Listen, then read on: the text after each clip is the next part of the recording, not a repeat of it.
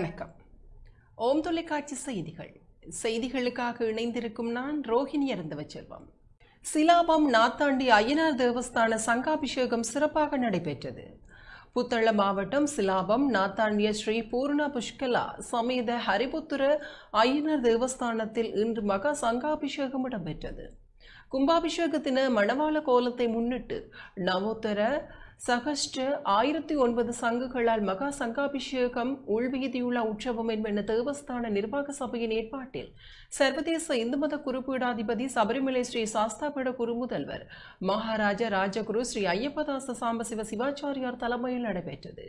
காலை 7 மணி முதல் பால்குட பவனியை தொடர்ந்து யாக பூஜை பூர்ணாகுதி நடைபெற்று சுவாமி உள்வீதியுலாவும் நடைபெற்றதுடன் மாணவிகளின் நாட்டியாஞ்சலியும் அன்னதான பூஜையும் சிறப்பாக நடைபெற்றது. இதில் ஆலய நிர்வாக சபையினர் அடியார்கள் கலந்து கொண்டு இறை வழிபாடு செய்தனர்.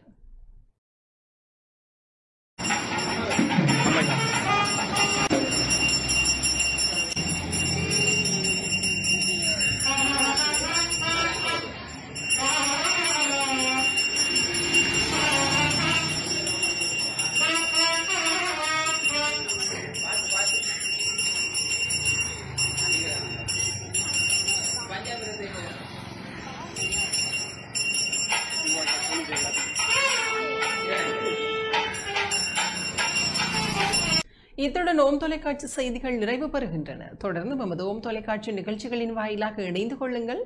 வணக்கம்.